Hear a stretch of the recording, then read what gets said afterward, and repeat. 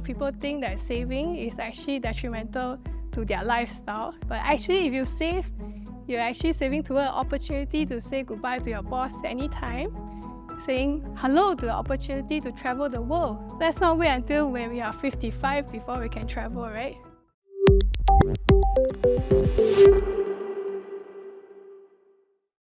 Early retirement, it's the ultimate dream for many of us, the chance to trade in the daily grind for a life of freedom and relaxation.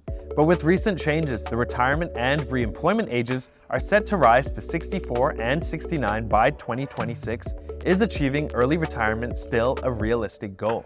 To help us crack the code on early retirement in light of these changes, we've got a fantastic guest joining us today, Adelina Koh, Associate Director at finexis. Hi Adelina, welcome to the show. How are you? Hi, thank you for having me. Absolutely. So let's dive right in. Adelina, with the recent hike in Singapore's retirement age, is the dream of retiring early, say before 55, still achievable?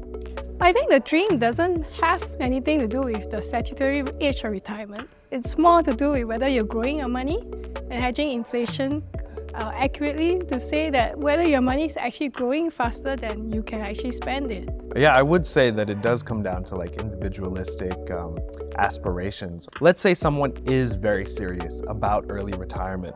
What are some smart financial moves they can make early on in their lives to get ahead of the game? Well, Roshan, have you thought about your retirement? What is your targeted retirement age? How much income do you need every month? And do you have anything that's actually helping you hedge inflation when you stop working? When you talk about retirement, what is your definition? Well, my definition is being debt-free and going to work, going to play anytime you want and doing whatever you want at any time of the day, right? If that's your idea of retirement, then have you set a target for it, right? Just like many of us talk about weight loss all the time and then we go and hire a personal trainer. I think it's important that you have a good financial partner like myself. Like if you have a good financial advisor, that's what we do, right? So I get my clients to sit down, tell me what's their target, right? And then basically, I am partnering them to track their goals. That's number one.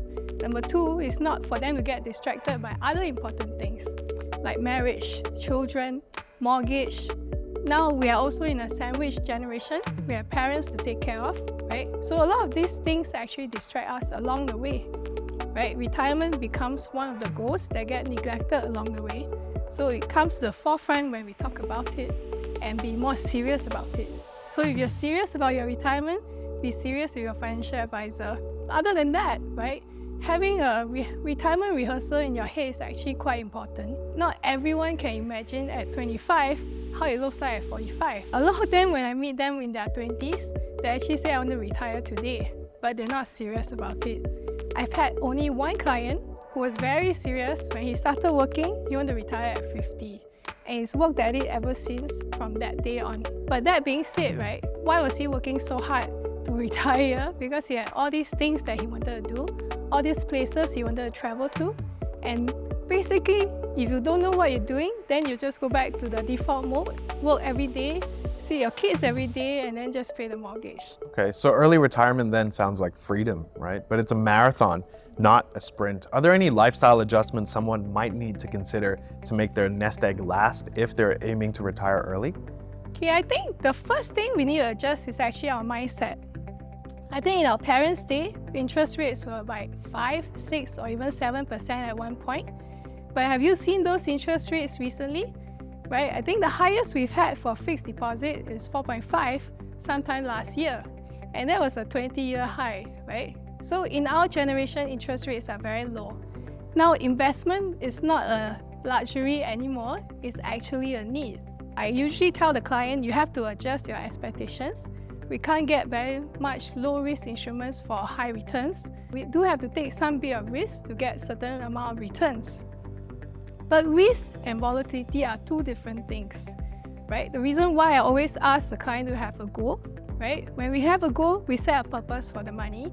We also set a timeline for the money, right? So the purpose keeps your money in the same place for the same amount of time that you have set.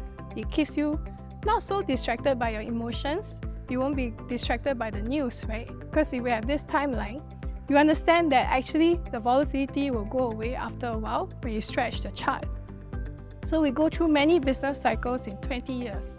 But if I invested my money in 3 years, then yeah, you're not going to get the full business cycle. You go through a lot of volatility.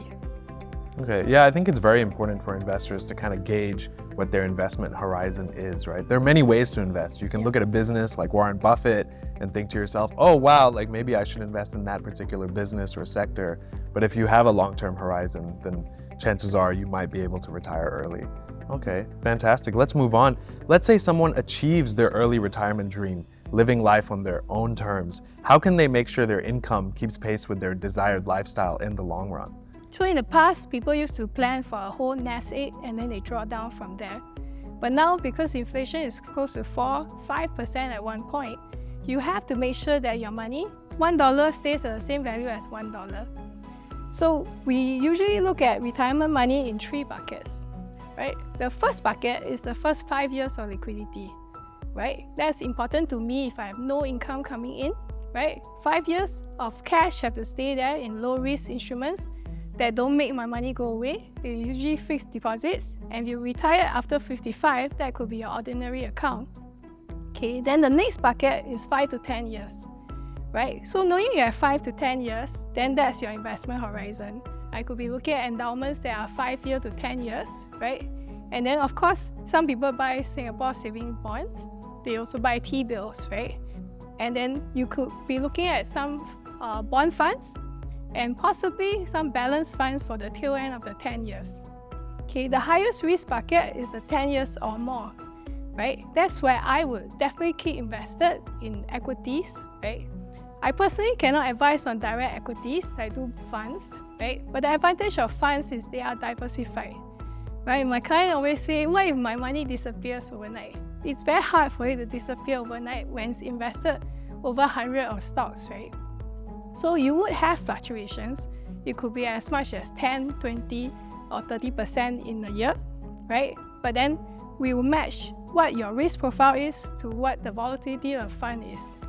But what's most important for the client is not to leave it like as if, right? I see a lot of people put all their money in fixed deposits and not do anything about it. If you read through the MAS statistics, that's where most of Singaporean money is, other than property.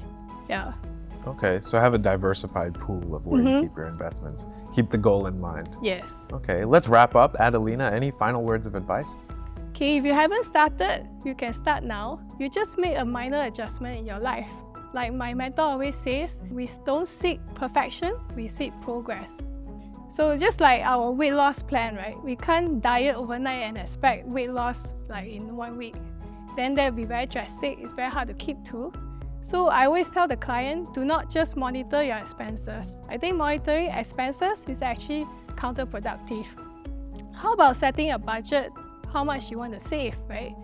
If you know how much you want to save, usually if you monitor your savings, that's more likely to grow.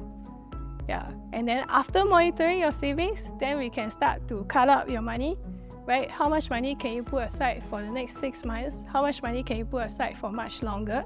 And then we can start to talk about other instruments. Okay, and the reward might be early retirement.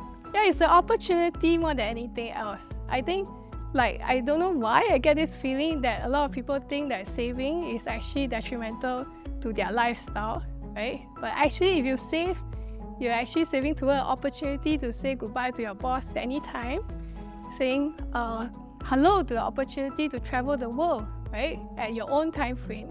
Let's not wait until when we are 55 before we can travel, right? It starts today. The world is your oyster. Yes. Okay, it's been such a treat meeting you and interviewing you. Thank you so much. Thank you. That's about it. We'll do this again sometime.